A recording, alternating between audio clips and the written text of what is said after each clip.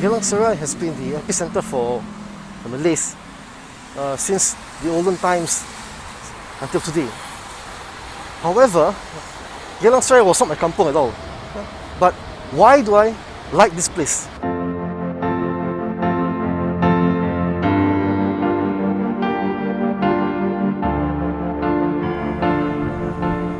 I live in 6 Mile, Lorong Berhala. I have relatives who lived in Kampung Tanjung and also my grandfather's house in Upper Changi Road. So these two extreme limits of Upper Changi Road and Paya Lebar brought me here to Geylang Serai. And another reason why I knew Geylang Serai quite a bit, because I always follow my grandmother to the market. My grandmother does not only go to the 6 Mile Market or the 5th Mile Market in Upper Serangoon, but she also brought me here in Geylang Serai. So I knew Geylang Serai since I was a little boy. That was how I learned to appreciate the old landscape of Geylang Serai until today. Apart from just following her to the market, I also like to do photography of Geylang Serai, especially during the month of Ramadan. So that was one of the factors that made me fall in love with Geylang Serai.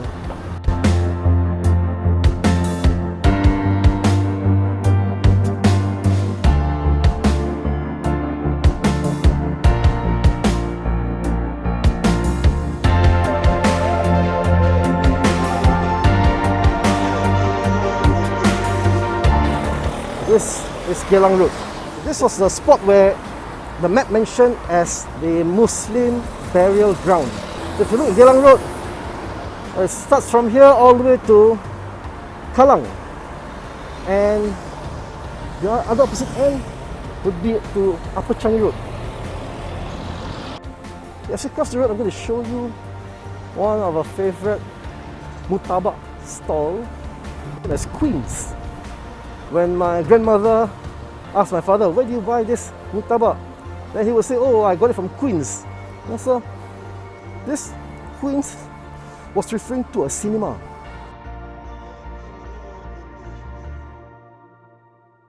Now it's been changed to Grand Link Square.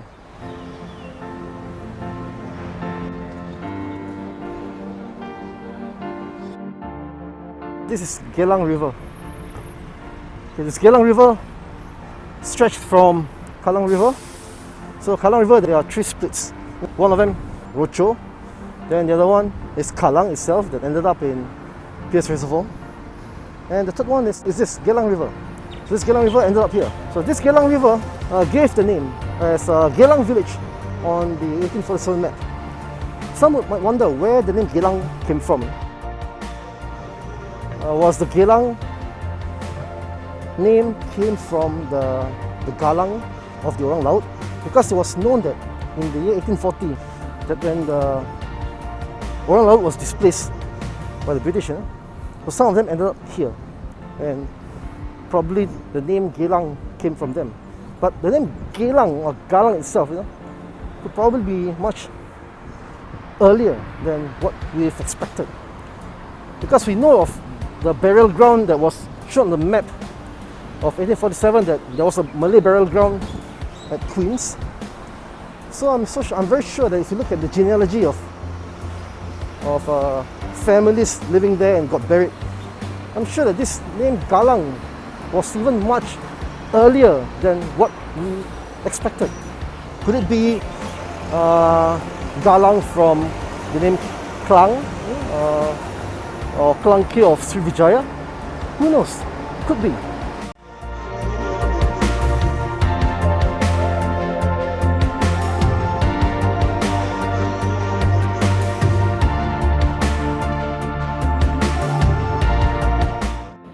Okay, from this position you can see Geylang Road, which is just in front of us. And if you look at the junction over there, turning to its right, that was once upon a time Lorong Engku Aman. Okay, there was Lorong Engku Aman village there, and it has been demolished, replaced by Tanjung Katong Complex. That Tanjung Katong Complex before was once the house of Engku Aman himself. And after demolishing it and they replaced with Tanjung Katong Complex, the road there, which was once Lorong Engku Aman, has been changed to Tanjung Katong Road.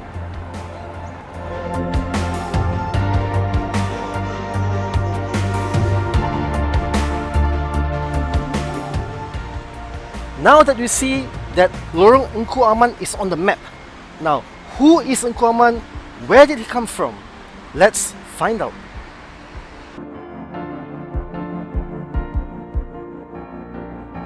My quest in search of Engku Aman of Geylang Serai has brought me to Hajah Fatimah Mosque to meet one of Alsagoff's descendant, Mr. Syed Abdullah Ibn Alsagoff.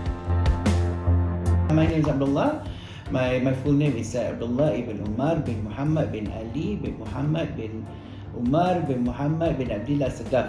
By my lineage, you don't hear names of, for example, like Engku Aman or Abdurrahman in that manner, because they are connected to me on my father's maternal side.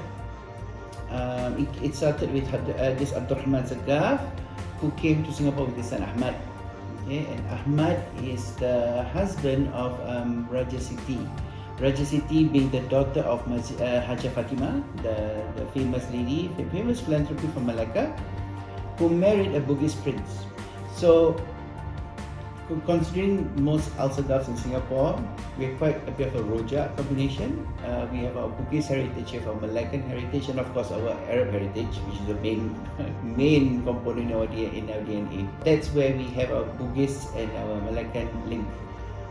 So after Abdurrahman and Ahmad, then after Ahmad came Nongchi, who is Muhammad bin Ahmad. Nongchi is his nickname. Nongchi is actually my great-grandmother's father. I have two great-grandmothers who are his daughters, so that's why I'm connected to Nongchi, see, the maternal side. And from there, comes down to me, and why is Nongchi special to me particularly, because I am the trustee for his wakaf. So, going up to Nongchi, his daughter Zana Sharof, my great-grandmother, was married to Syed Abdurrahman bin Taha. Syed Abdurrahman bin Taha is fondly known as Engku Aman. Now that name also is another familiar name. It's where we find Lorong Engku Aman in Geylang Serai. Now for Geylang Serai, that's quite unique also, because Geylang Serai used to be part of this huge estate known as the Perseverance Estate, which had been sadly acquired by the government. But because Syed Ahmad was he was a very rich man, so the size of his land was super huge. He was from Eunos all the way to Paya and then back up north towards beyond the PIE. So that was a huge big piece of land, and coming down to his grandson, because Engku Aman is not only the son-in-law of Nongchi, he's also the nephew of Nongchi through Nongchi's sister. So Engku Aman, being the grandson of Syed Ahmad, lived in literally Lorong Engku Aman. Okay, so what was unique about that place particularly, because that place had a serai plantation. Serai is the lemongrass. Okay, it had a lemongrass plantation, and it was thriving for the production of, besides it being a food ingredient, it is also used for its medicinal purposes. So they were developing serai oil, okay, and it was a plant. Besides being a plantation, it was also a plant to produce this oil, and it's what we call kilang in Malay. Kilang being a plant, so it's Geylang Serai, and perhaps due to the very rich accent of the Arabs back then, the word Kilang changed to Geylang. I was told by my seniors. Yeah. So that's how Geylang Serai probably got its name, from Geylang Serai.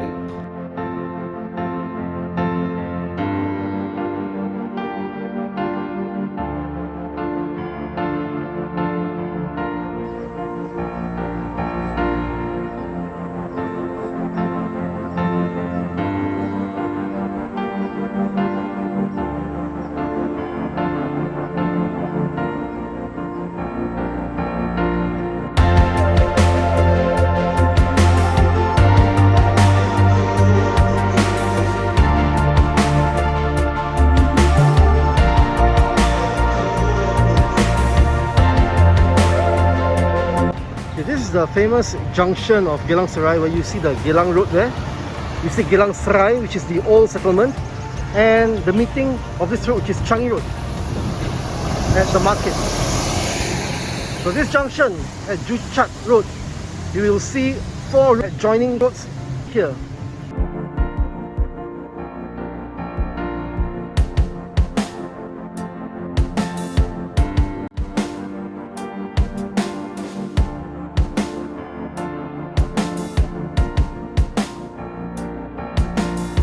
That's the building of a Muslim Converts Association of Singapore, and beside it was once Masjid Onan.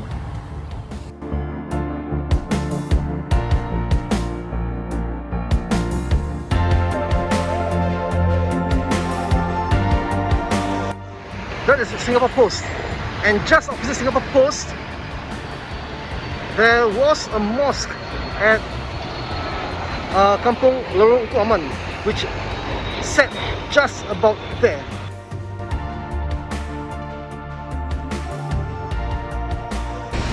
I recall from the bus stop here, as you cross the road to go towards Geylang Serai Market, there was once a Chinese temple called Leong Nam. It's no longer here. Here was once a Masjid Aminah. It's now gone, replaced with flats. So all this mosque, Masjid Aminah,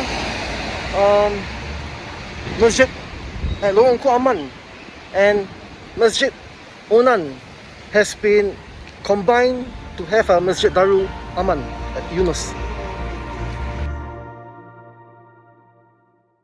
This car park is so nostalgic because I remember I sent my grandmother to Maju Clinic, which is here. Because I've been with her from little boy to send her to the market. Sometimes I'll accompany her to Sing Se for acupuncture, and also this clinic Maju. So I really feel a loss.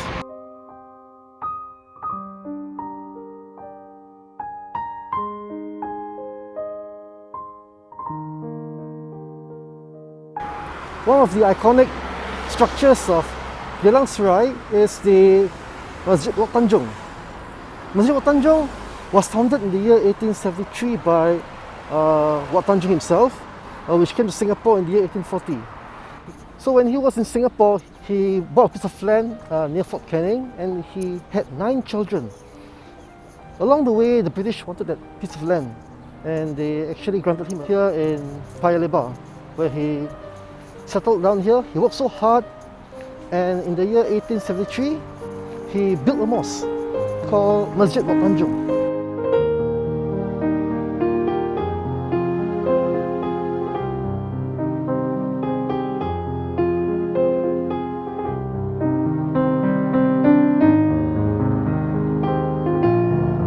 What is so special about Geylang Serai that make us keep coming back here? Is it the Malay theme that we see here? But it's hard to agree because we don't see any more old structures or kampongs that was once built around. Was it the atmosphere or the ghost of yesteryear that still whispers in our ears and tell us that this was once a Malay enclave?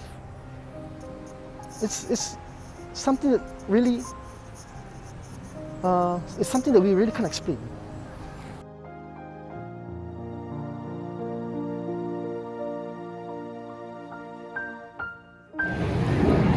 Everyone likes kampung life.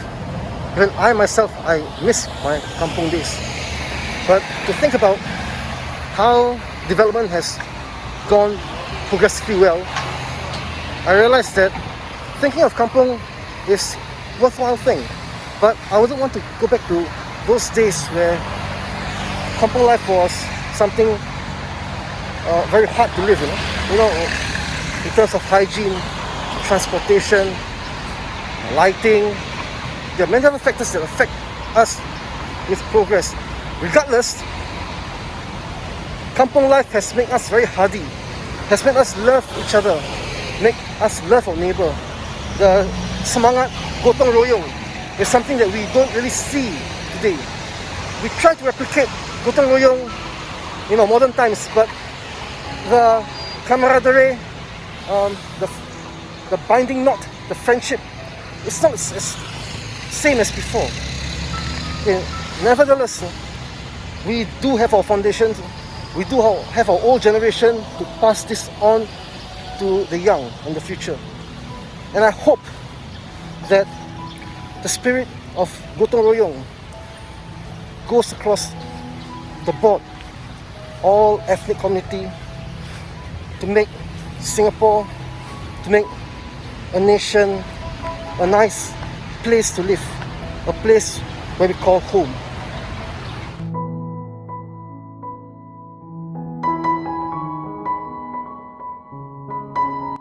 The pioneers had set a solid foundation to many other racial groups to follow in the development of this country. Philanthropy comes in many forms, not just via wealth. Okay, when it is made loud and clear, not for name or fame, it will encourage many individuals to do the same. For example, the generous low-income group that helped collected glass bottles to decorate the neck of the minaret of Masjid Sultan. Now, this act can be considered meager. Okay, but till this day, it stands to show that when everyone had done their part in the past, the future will be there to reap in its benefits. And to the future you, who will be watching this video, be the past of your future's future to be proud of.